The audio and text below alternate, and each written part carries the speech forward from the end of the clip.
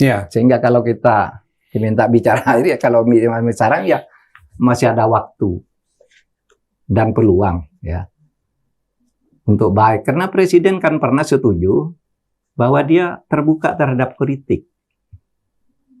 Dan kritik itu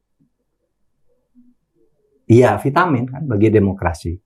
Misalnya apa? Ketika dia setuju terhadap kritik. Dulu habis pulang dari Kairo ya, awal pemerintahnya. Korupsi pokoknya datang diam-diam akan diberi maaf. Tapi diam-diam dan uangnya dikembalikan. Di mana ada hukum begitu? Orang diam-diam datang ngaku, nggak usah. Harus kembali ke janji semua, ditangkap aja sampai ke Antartika. Nah, ketika ini kita kritik dari mulai segi, lalu diumumkan itu tidak ada, tidak jadi. Nah, itu artinya terbuka. Tapi juga banyak yang belum, gitu ya, dari kritik ini. Mas Rizal, kita ini tidak ingin juga apa harus ganti-ganti presiden di tengah jalan. Saya kira kita tidak ingin. Kita orang cukup beradab lah ya.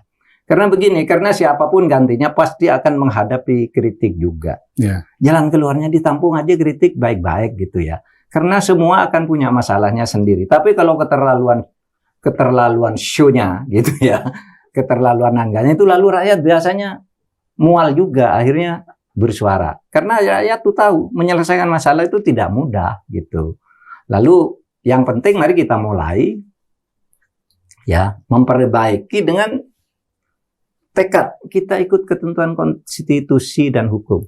Karena itu yang bisa menyelamatkan kita. Kalau sesuatu tidak ikut hukum, semua nanti berbuat sendiri, kacau negaranya. Merasa benar, merasa bisa bertindak sendiri. Tempat kembali kita itu adalah konstitusi dan penegakan hukum. Menurut saya itu. Dan itu yang selalu kita katakan. Aset terbesar suatu bangsa itu penegakan hukumnya. Kalau gitu Pak Mahfud, kalau misalnya saya tanyakan kepada Bapak, apa kira-kira solusi atau jalan keluar yang ideal bagi pemerintah, misalnya dengan menanggapi kasus-kasus seperti yang kita diskusikan di awal tadi, makin kesini makin banyak keluhan, protes, sampai terbuka itu, sekeras itu, kira-kira apa jalan baiknya secara konstitusi itu direspon oleh pemerintah? Membuka kritik bukan hanya mendengar, tapi juga lalu meneliti kebenarannya dan menyelesaikan. Karena ini tahun pertama tuh kan tidak ada kritik, iya toh? Semua orang bilang kalau datang ke presiden suruh dengar, karena ada 2 jam, sesudah itu 5 menit yang lain tidak ada substansi, udah pulang, tidak ada keputusan apa-apa. Tapi tahun kedua kan udah mulai mendengar apa saranmu ini, saranmu ditampung dan kita mendengar presiden mendengar itu semua.